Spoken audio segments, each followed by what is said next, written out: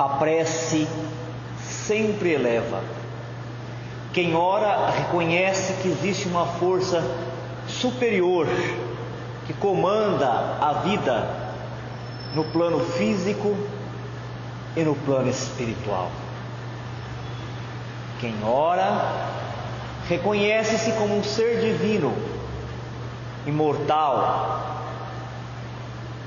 e busca, através de um sentimento de gratidão, ligar-se intensivamente ao Pai, ao Criador. É neste momento em que as preocupações com o mundo físico se diminuem, em que a mente se projeta para uma dimensão mais suave, a consciência se expande, abrindo as portas da intuição para receber a orientação e as advertências dos espíritos protetores, dos anjos da guarda, daqueles que representam aquilo que tem de mais sagrado, aqueles que executam a vontade do Altíssimo e saem por toda parte a semear a concórdia, a ternura e o amor. Somos agradecidos a esta oportunidade de retorno à casa, de oração e de caridade, onde o Espiritismo é colocado no mais alto, porque ele representa a volta de Jesus, dos ensinamentos, que é fecundo, que produz, que gera progresso e vida em abundância. Senhor Jesus, Tu que és mestre e médico das almas, nós Te buscamos porque és o caminho que nos leva a Deus, é a ponte que une a terra e os céus. Preencha esse espaço, Senhor, com a Sua presença sublime. Sature de bênçãos a atmosfera que ora respiramos para sentirmos o alívio físico e moral, e assim podermos extrair o melhor aprendizado do texto da noite, levando-o como ferramenta para o nosso trabalho na encarnação, levando como instrumento para a oficina da vida, como bússola para que não venhamos novamente nos perder nas encruzilhadas das ilusões e das fantasias, do desânimo, do desalento, das tristezas, da angústia, de todas essas pressões que insistem em nos diminuir, mas sabemos que na obra da criação não existe pequenez, não existe miséria, e tudo podemos naquele que nos fortalece. E possamos entrelaçar os nossos corações, o nosso magnetismo, e criar aqui uma ambientação favorável ao atendimento aos espíritos necessitados, aos irmãos nossos que ainda têm dificuldade de fazer a grande transição, que tendo morrido, ainda não conseguiram se desencarnar, mas temos certeza que doando o que nós temos de melhor, o nosso óbolo, as nossas míseras moedinhas, eles sairão também fortalecidos, encontrarão degraus para uma escada que os levarão para uma vida mais feliz, livre de todas as dores e de todas as misérias. Deus abençoe o propósito de cada um, as suas melhores intenções, e nos dê uma noite agradável, de encontro conosco mesmo, de encontro com a espiritualidade amiga que está sempre a postos, com as mãos cheias de bênçãos a nos ofertar, e por isso nós agradecemos. Muito obrigado, Jesus. Muito obrigado, Espíritos amigos, e muito obrigado, ó Deus, dos nossos corações, das nossas vidas. Que assim seja.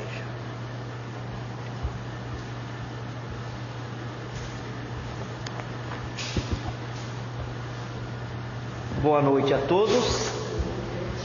Vamos dar continuidade ao nosso estudo da quarta-feira. Nós estamos estudando no EAD, Estudo Aprofundado de Doutrina Espírita, no livro 3, o módulo 3.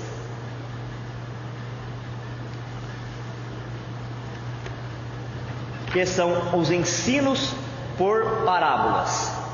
E hoje nós vamos ver no roteiro 2 os trabalhadores da vinha.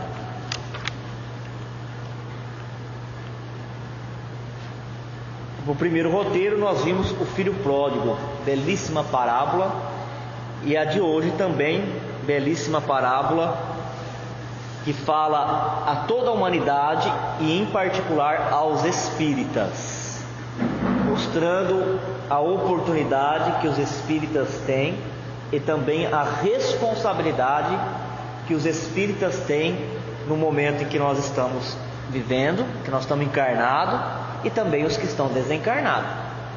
Nós somos solidários, os dois mundos. Daqui a pouquinho nós estamos lá do outro lado também, né?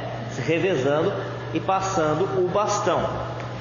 Mas a gente vê aqui nitidamente a importância que o Espiritismo tem para a humanidade. O texto que vai servir para a gente estudar, refletir, é um texto que está em Mateus, o Evangelho de Mateus. O capítulo é o 20 e os versículos de 1 até 16. São 16 versículos, mas o estudo não vai ser demorado não. A gente vai fazer um apanhado e muitas coisas a gente já vem estudando, o que facilita nós compreendermos esse texto. Porque o reino dos céus é semelhante a um homem, pai de família, que saiu de madrugada a assalariar trabalhadores para a sua vinha. E, ajustando com os trabalhadores a um dinheiro por dia, mandou-os para a sua vinha. E saindo perto da hora terceira, o que é a hora terceira para nós? Nosso relógio, o que equivale? Viu outros que estavam ociosos na praça, e disse-lhes: ide vós também para a vinha, e dar-vos-ei o que for justo. E eles foram, saindo outra vez, perto da hora sexta, e nona, fez o mesmo. O que é a hora sexta? E a nona hora? Nosso relógio equivale a que hora?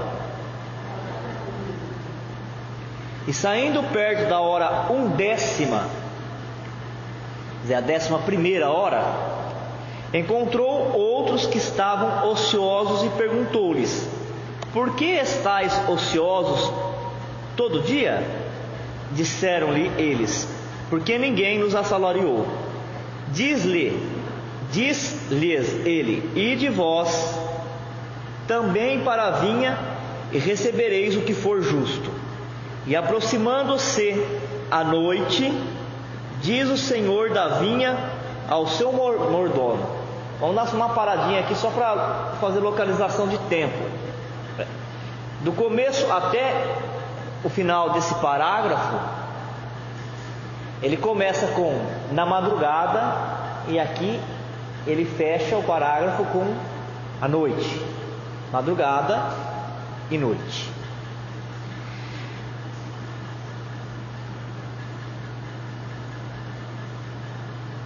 Chama os trabalhadores e paga-lhes o salário, começando pelos derradeiros até os primeiros. E chegando os que tinham ido perto da hora 1/10, receberam um dinheiro cada um. Vindo, porém, os primeiros, cuidaram que haviam de receber mais, mas, do mesmo modo, receberam um dinheiro cada um, e recebendo-o, murmuraram contra o pai de família, dizendo: esses derradeiros trabalharam só 1 hora, e tu o igualaste conosco, que suportamos a fadiga e a calma do dia. Mas ele, respondendo, disse a um deles: amigo, não te faço injustiça. Não ajustastes tu comigo um dinheiro? Toma o que é teu e retira-te. Eu quero dar a este derradeiro tanto como a ti. Ou não é lícito fazer o que quiser do que é meu? Ou é mau o teu olho, porque eu sou bom? Assim, os derradeiros serão primeiros, e os primeiros derradeiros, porque muitos são chamados, mas poucos são os escolhidos. Mateus, capítulo 20, versículo de 1 até 16.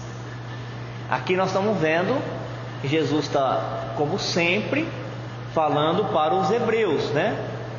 E eventualmente, dependendo do lugar onde ele estava, ali na Palestina, podia também ter outros povos fazendo viagens ou fazendo negócios. Mas aqui ele está usando uma linguagem dos hebreus.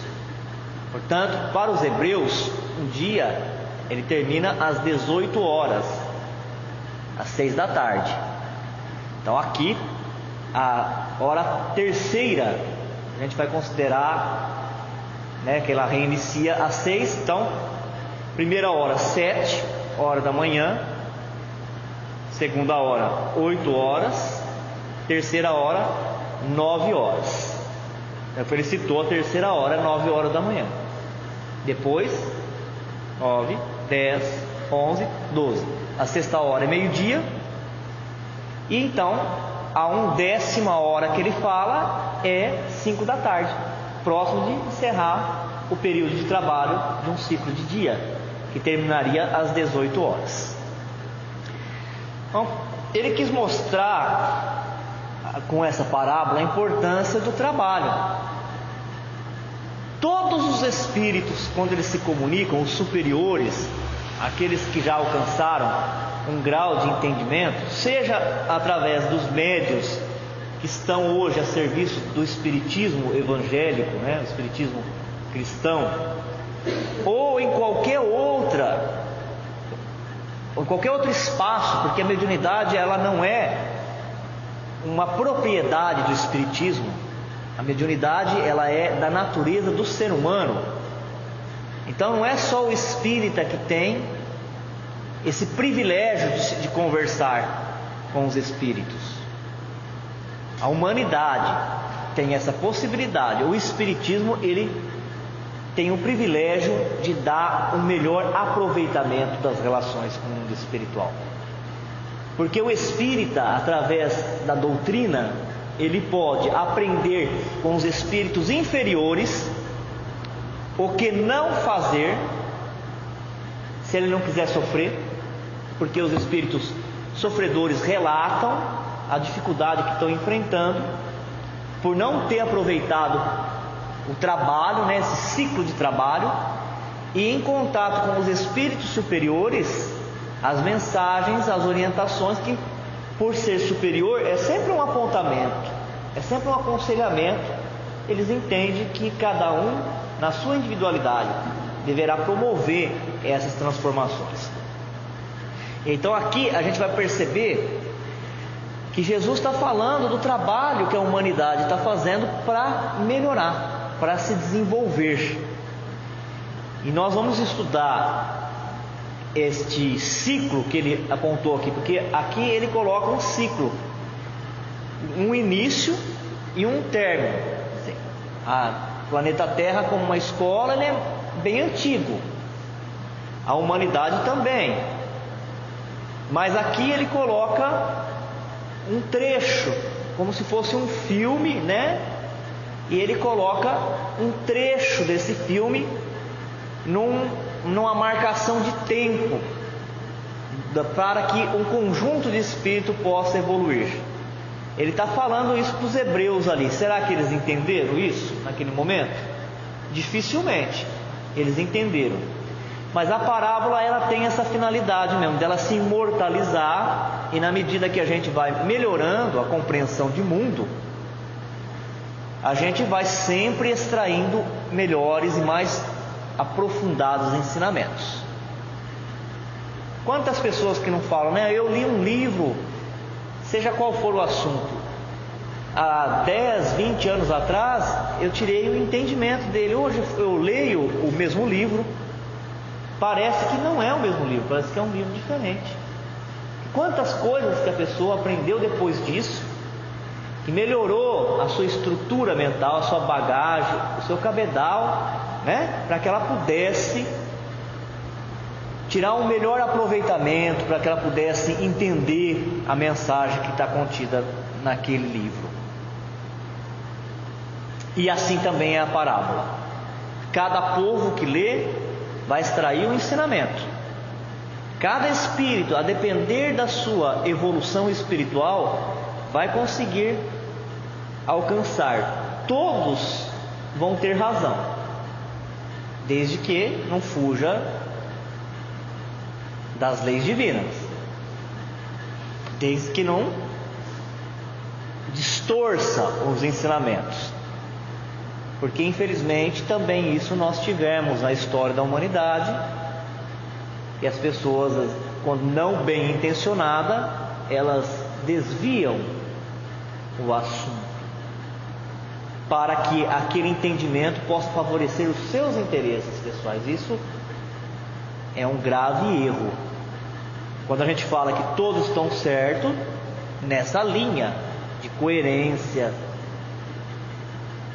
nessa linha reta em busca da harmonia, da paz, do bom relacionamento entre os povos, do respeito a Deus, do respeito à natureza, do respeito ao próprio corpo, do bom aproveitamento do tempo, do trabalho, nesse sentido. A parábola é como se fosse um lago. Alguns leem e ficam em águas rasas, na superfície. Outros têm mais fôlego e conseguem aprofundar e buscando em águas mais profundas o entendimento. E se a gente lê essa parábola amanhã, com certeza nós vamos aprender a entender melhor.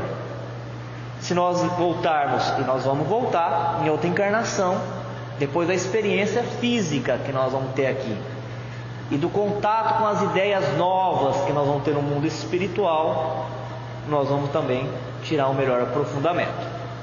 Mas vamos ver aqui por versículos, que vai ficar mais fácil. O versículo 1 e 2: Porque o reino dos céus é semelhante a um homem, pai de família, que saiu de madrugada a assalariar trabalhadores para a sua vinha, e ajustando com os trabalhadores ao seu dinheiro, a um dinheiro por dia, mandou-os para a sua vinha. Na época ali, né, os judeus tinha muita vinha. O nome já está falando. O que é vinha? Plantação da videira, que tem como fruto a uva, que dá para fazer o suco da uva e também o vinho. Então ele compara o reino dos céus não com a videira, mas com o pai de família ou com o dono da vinha. Quem é então o dono da vinha? Deus. Se nós pensarmos no sentido mais amplo de criação, é Deus, porque Deus é Pai, Ele é o Criador. Se nós pensarmos dentro do universo espiritual e físico, que é criado por Deus, pensar só na escola planetária onde nós estamos, o responsável por essa roça, né, é Jesus. E quem é a vinha então? a humanidade. Isso é muito bonito, gente. Deus trabalha em nós, né? Nós somos a vinha, a humanidade é a vinha de Deus, é a roça de Jesus, onde Jesus cuida da plantação da semente, né? Semeou, cuida do germinar dessa semente, cuida para que essa plantação possa frutificar. Este pai de família, ele é o reino dos céus, entendendo o reino dos céus não como um lugar. Onde que é o reino dos céus? Tem mapa para chegar no reino dos céus? Não, porque ele não é um lugar, não é um espaço, ele não está numa geografia, ele não está para além das nuvens, como nós pensávamos antes. Ele é uma condição, um estado de espírito. Quer dizer que o espírito que está em ligação com Deus, ele está nos céus, não importando onde quer que ele esteja. Ou nós acreditamos que Deus é onipresente, que ele está em todo lugar, ou nós não acreditamos. Se nós acreditamos que Deus é onipresente, onde que está Deus? Em tudo, em nós, em tudo. E os espíritas que gostam muito de falar de umbral, enche a boca para falar do umbral, né? Umbral, a gente só saiu da igreja católica, só não vamos lá, mas a gente ainda está completamente ligado a ela, né? Porque lá a gente gostava de falar do inferno, do diabo, e aqui nós gostamos de falar de umbral e de obsessor. Nós não, a gente já está se desprendendo disso, né? A gente sabe que nós temos obsessor, que nós somos obsessor, mas a gente já está em outra onda. Estamos muito ligados nisso, tá? Mais preocupado em cuidar do pensamento, da palavra e das atitudes, dos comportamentos. Mas nessa perspectiva, se tem um umbral, as zonas espirituais inferiores, Deus está lá? Lógico, está em toda parte. Ele é onipresente. Por isso que se diz que Ele, o Altíssimo, a ninguém abandona, porque há muitas moradas na casa do Pai, e em todas elas Ele está presente. Isso é amor, né? Isso é amor. Então fica claro aqui que o pai de família é Deus, é o Criador, e o reino dos céus é a proximidade que nós, a criatura, estamos dele. Quanto mais próximo, mais nos céus da paz, da harmonia, da felicidade nós estamos. E ele sai de madrugada. Esse madrugada, se a gente passa batido, a gente não percebe, mas o Espiritismo, ele põe luz, ele não deixa passar nada. A madrugada aqui, ela representa aquele momento em que o princípio inteligente se transformou em um espírito humano. O princípio inteligente, aquela centelha divina, né? Deus cria, centelha divina, a alma. O princípio inteligente, a gente estuda lá na doutrina, aqui na doutrina espírita, ele não vai ter as suas primeiras encarnações como homem, não é isso? Não vai ter. Ele vai passar por outros reinos da natureza. A gente não vai ficar falando de todos eles aqui, não é o objetivo. Mas tem um momento nessa evolução que o princípio inteligente ele vai se despontar como o espírito humano que nós somos, o espírito do homem, da mulher. Essas primeiras encarnações, né, o espírito ele é simples, ele é ignorante, é a madrugada, é o despertar do espírito. Desde este ponto, o pai de família já sai a assalariar, quer dizer, a convocar ao trabalho de aprimoramento. Ele é simples e é ignorante. Simples no sentido de pureza, ele não tem mácula, ele não tem mancha ainda, ou, se quiser usar uma linguagem mais religiosa, né? Pecado. Não tem pecado. Mas ele ainda é ignorante, ele não tem sabedoria, conhecimento. Ali então ele já é convidado a iniciar o seu trabalho de evoluir.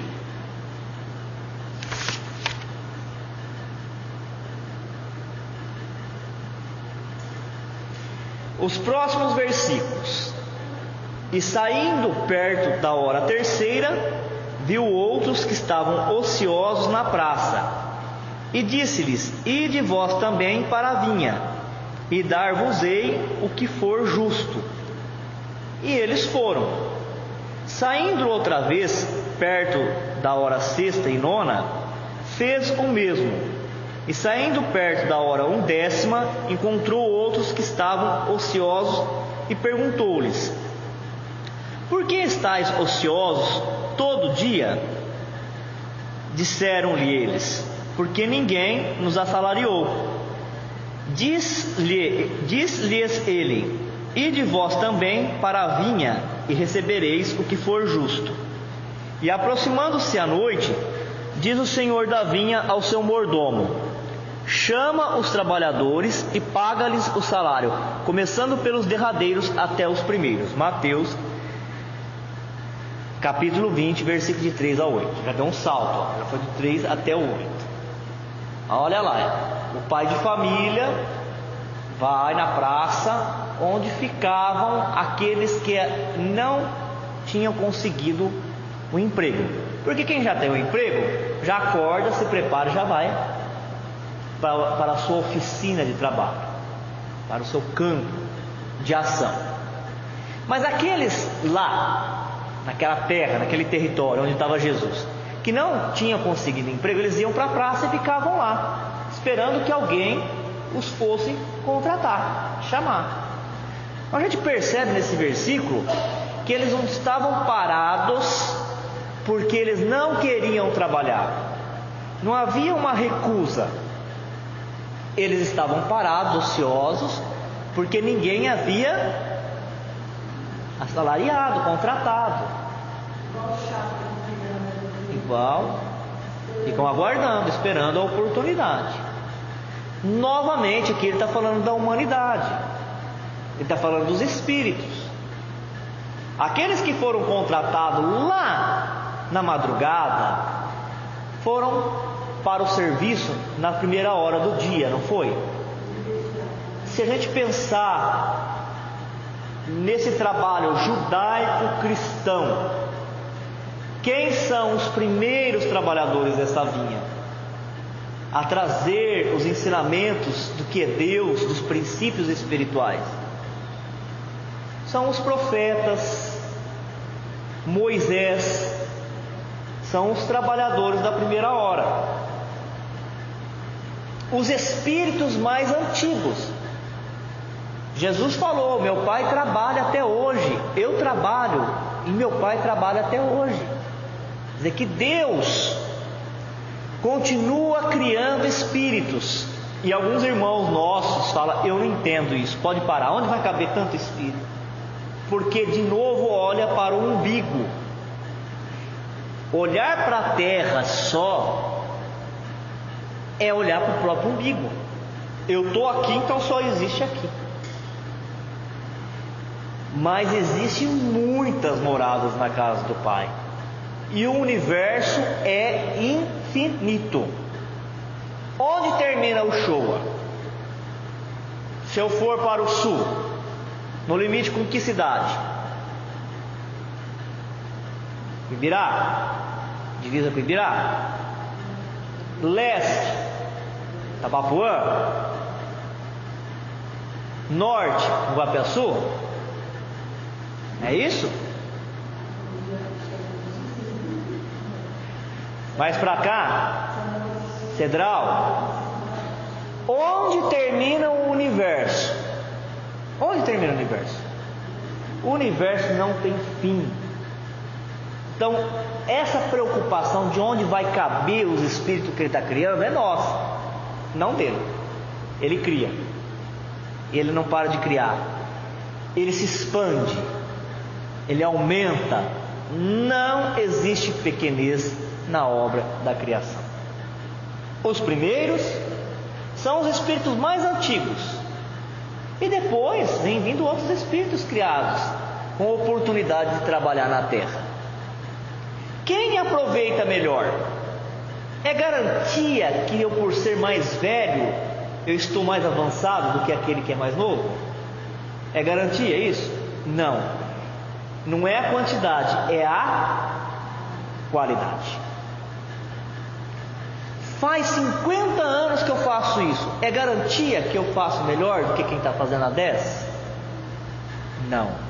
Já tenho 1000 encarnações. É garantia que eu aproveitei melhor essas estações, porque encarnações são estações, né? São dias, são horas. Nesse dia que ele está falando, que é um ciclo de evolução, cada encarnação é 1 hora.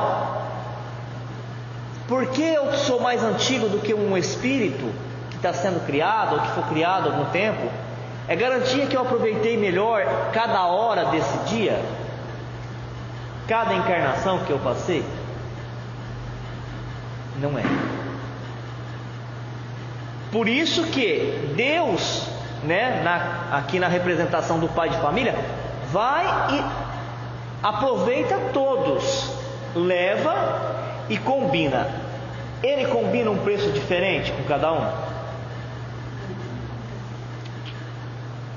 Ele combina pelo serviço que vai ser feito um dinheiro. Não pela quantidade de tempo que ficou trabalhando, mas pelo envolvimento, pela intensidade da doação, do aproveitamento daquela experiência. Então ele começa com a madrugada, ele termina com a noite. O que é a noite? A noite é o momento de finalização, né? Trabalhou o dia inteiro, anoiteceu, é o momento de finalização, de reflexão do que se fez naquele dia. É o momento da morte, a morte física à noite. Não se fala, aqueles que tiveram a experiência de quase morte e que retornaram, e quando estava sentindo aquela sensação de morte, a vida passou como um filme, ela foi voltando,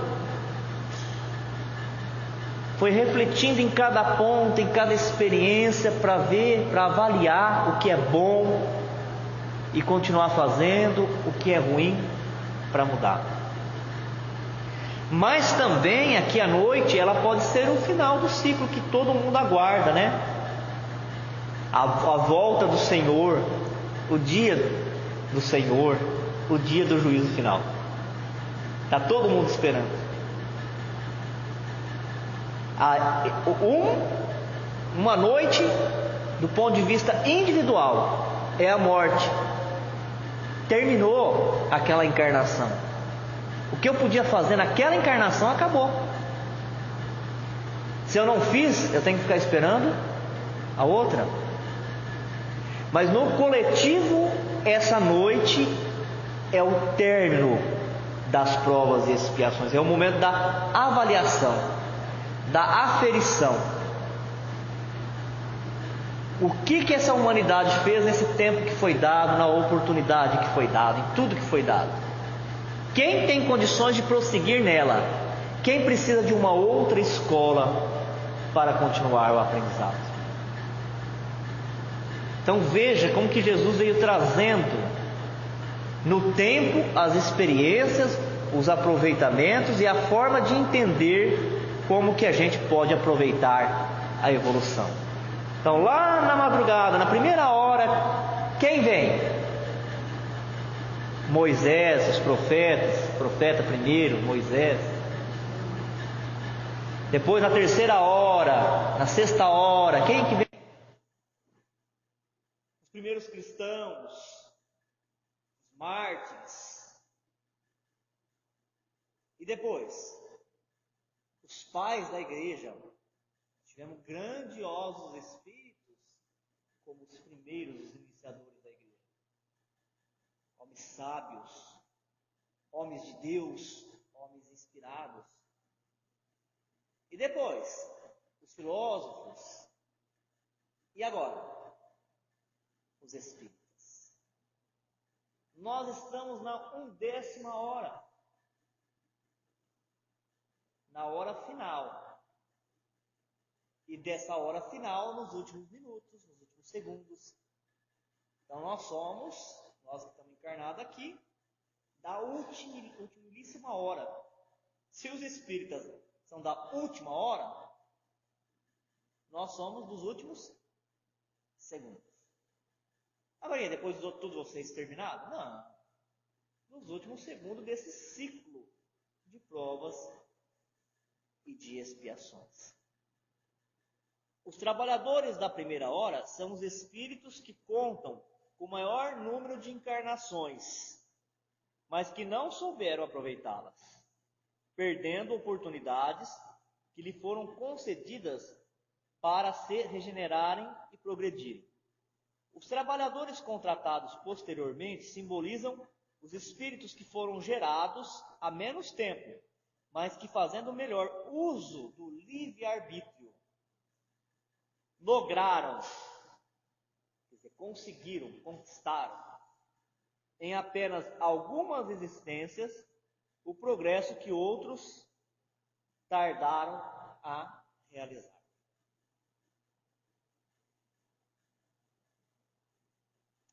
No Livro dos Espíritos, está falando assim: todo espírito precisa passar pela dor e pelo sofrimento para evoluir. Vocês já pegaram essa parte no estudo? Aí os espíritos respondem: Deus não cria o sofrimento. Deus cria oportunidades de trabalho. Nessa aquisição dos valores, das virtudes. Aquele espírito que vai numa linha reta, ele não tem necessidade de expiação. E aqueles que se desviam da linha reta, esses aí precisam de encarnações de resgate.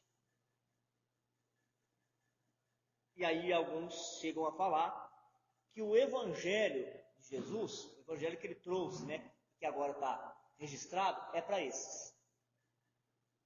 É para os que desviaram. Vocês concordam? Claro. O médico vai para o são? Alguém que está sadio vai para o hospital? Não vai. Quem já por si só, na comunhão, na ligação, no estilo de vida, está ligado a Deus, precisa de ler Evangelho? Não, porque ele é a vivência do Evangelho, a manifestação dele, da mensagem profunda do Evangelho. Mas aquele teimoso, aquele resistente, aquele que se machuca e se arranha na teimosia, pelos desvios que faz, precisa de um roteiro para voltar ao caminho correto. E não dá para não falar de alguma coisa do André Luiz, porque ele é muito ilustrativo, ele traz um monte de exemplos. Você lembra quando está lá, numa reunião de famílias, o André Luiz está na casa de Lísias, de Dona Laura, e eles vão receber uma recém-desencarnada, a neta, e ela teima em não aceitar que ela estava desencarnada e não aceitava estar ali no seio da família. E apesar de tudo, pelo mérito da família, ela foi levada para um lugar bom. Mas a mente teimosa, rebelde, não permitia ela desfrutar desse reino da paz, da harmonia, da alegria de estar em família. Não permitia. Agitação interior. Não adianta, quando o espírito pode ser encarnado ou desencarnado, ele está nessa agitação, por mais que quem esteja de fora fala, explica, aconselha, parece que tem que desgastar essa energia, mesmo que vá se machucar inteirinho, para depois fazer o caminho de volta. Ela sai do ambiente espiritual elevado e ela, sozinha, sem conhecer o caminho, tenta retornar para uma vida que não era mais dela. Ela nem tinha corpo físico mais, ela queria voltar para a vida física e voltar para o noivo e casar. O que aconteceu com ela? Se machucou inteira, né? Desarmonizou completamente o seu corpo perispiritual. E a outra coisa que me vem à cabeça aqui, dos livros que nós lemos do André Luiz, em relação à intensidade, né? A qualidade e a quantidade. Porque temos aprendido com a doutrina espírita que todos nós, ao sairmos do mundo espiritual para a encarnação, é combinado um tempo que nós vamos ficar aqui. Eu, por exemplo, 150 anos. Não sei porquê, mas combinaram que são 150 anos. Outros menos, né? Outros mais. Mas é combinado esse tempo. E um médium espírita que tinha que viver um certo tempo, ele começou a se envolver muito com a causa do bem. E como ele se envolvia muito com a causa do bem, ele atraía uma falange cada vez maior de espíritos também, porque os espíritos também querem trabalhar. Quando eles entendem que trabalhar, e essa parábola fala do trabalhador, né, da vinha, que trabalhar é o que gera felicidade, eles querem todos trabalhar. E aí quando ele acha um instrumento, que é raro, né? Quando eles acham um instrumento, ele vai amplificando o potencial do trabalhador, dele gerar um magnetismo que acalma, e às vezes as pessoas só de estarem perto daquela pessoa já se cura, já diminui aquele ritmo, já começa a se ligar com a espiritualidade.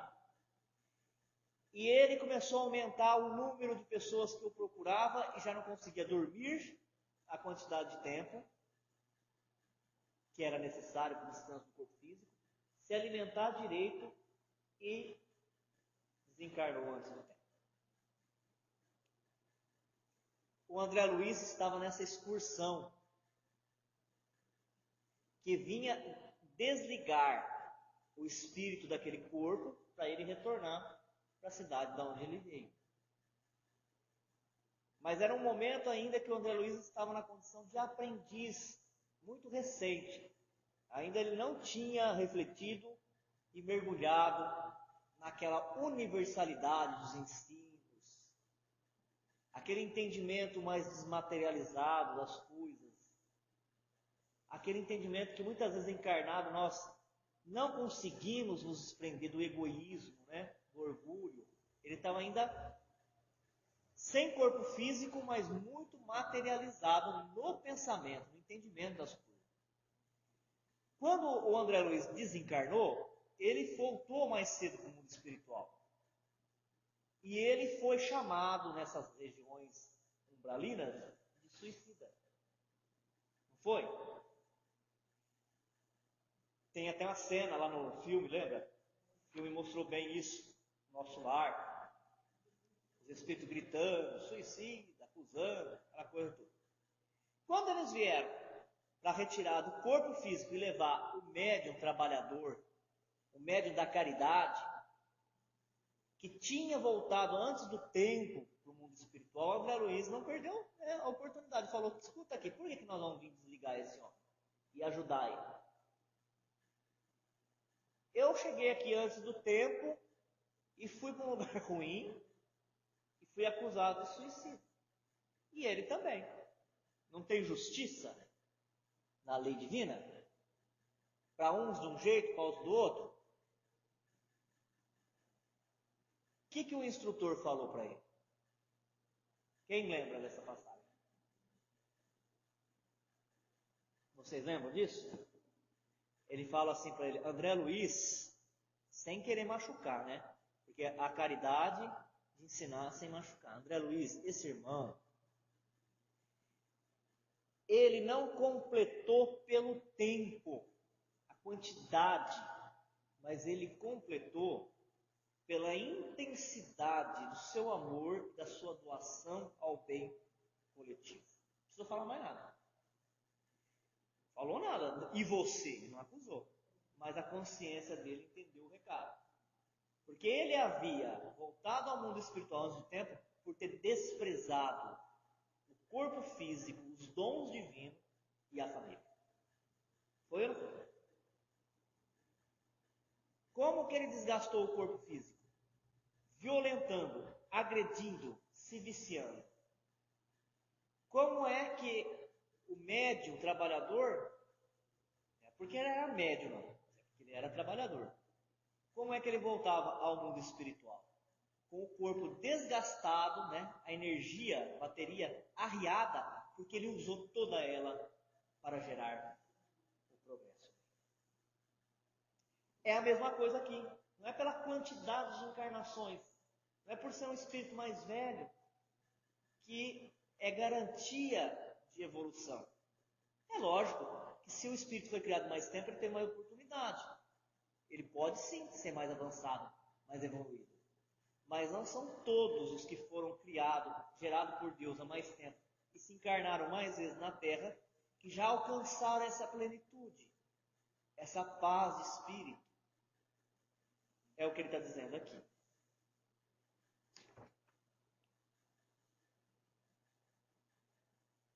E chegando os que tinham ido perto da hora 1/10, receberam um dinheiro cada um. Vindo, porém, os primeiros, cuidaram que haviam de receber mais. Mas, do mesmo modo, receberam um dinheiro cada um.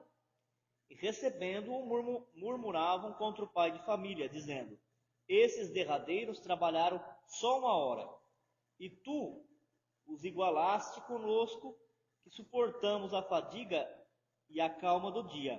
Mas ele, respondendo, disse a um deles: amigo, não te faço injustiça. Não ajustaste tu comigo um dinheiro? Toma o que é teu e retira-te. Eu quero dar a esse derradeiro tanto como a ti. Ou não me é lícito fazer o que quiser do que é meu? Ou é mal o teu olho, porque eu sou bom? Mateus, capítulo 20, versículo de 9 até 15. Nós já estamos terminando aqui essa parábola, né? Mas ainda é importante dizer isso. Que quem começou de madrugada, de manhã, está mais tempo trabalhando. Um dia de trabalho, lá naquela época, na Palestina, era pago por um dinheiro, um denário. Quando acabou o dia, o pai de família, o dono da vinha, mandou um mordomo chamar todos, né? Seu funcionário chamar todos os que trabalharam. Os que começaram na primeira hora do dia, os que começaram um pouquinho mais tarde, os que começaram ao meio-dia, aqueles que iniciaram a jornada de trabalho, faltando 1 hora para terminar o ciclo.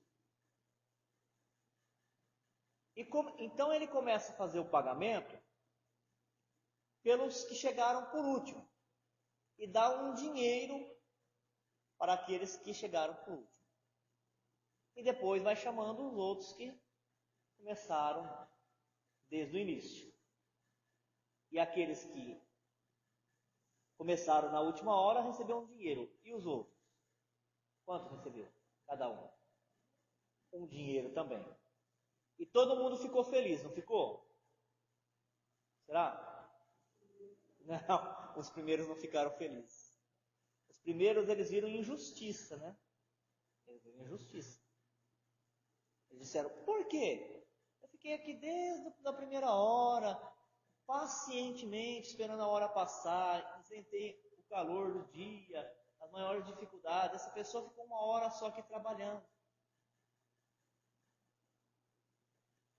Mas acontece que o o dono da vinha tinha combinado para cada um dinheiro, independente do tempo que ele tinha trabalhado. É a mensagem para os religiosos. Não é porque é religioso que é garantia de entrar nesse estado de plenitude, de ligação profunda com o Pai, mas sim realmente pelo bem que se faz. Porque no momento que o Espírito ele adentrar, é difícil da gente falar de uma coisa que a gente ainda não sente, né? Transformar em palavra aquilo que a gente ainda não sente. Mas o dia que a gente entrar nessa plenitude que eles falam tanto, essa ligação, essa comunhão plena com Deus, as coisas, as dificuldades que nós enfrentamos, tudo elas desaparecerão, nós não conseguimos. O registro dela, o aprendizado sim, mas a sensação de desconforto, de sofrimento, não vai mais existir. Então, não vai ter diferença se nós alcançamos essa perfeição há 2000 anos atrás ou se nós alcançamos agora. O dia que nós alcançarmos, nós vamos nos igualar a todos aqueles que já estão nessa situação. Então, para a doutrina espírita, o reino dos céus, colocado nesta parábola, é o ponto de perfeição. Não fala, o espírito está evoluindo pelas encarnações, pelo trabalho que ele faz, e um dia ele vai alcançar uma escala evolutiva maior, de perfeição espiritual. É quando ele chegar ali. Quando ele chegar, é como se ele sempre tivesse estado lá. Não sei se está dando para compreender, mas essa é a mensagem da parábola. E finalizando, a parábola dos trabalhadores da vinha deve calar fundo aos espíritas, em razão do conhecimento que possui a respeito da realidade espiritual e da necessidade da prática da caridade, base da transformação moral. Nesse sentido, é sempre útil lembrar essas recomendações de o Espírito de verdade. Aproxima-se o tempo em que se cumprirão todas as coisas anunciadas para a transformação da humanidade. Ditosos serão os que houverem trabalhado no campo do Senhor, com desinteresse e sem outro móvel senão a caridade. Ditosos os que hajam dito aos seus irmãos: trabalhemos juntos e unamos os nossos esforços, a fim de que o Senhor, ao chegar, encontre acabada a obra. Porquanto o Senhor lhes dirá: vinde a mim, vós que sois bons servidores, vós que soubestes impor silêncio aos vossos ciúmes e às vossas discórdias, a fim de que daí não viesse dano para a obra.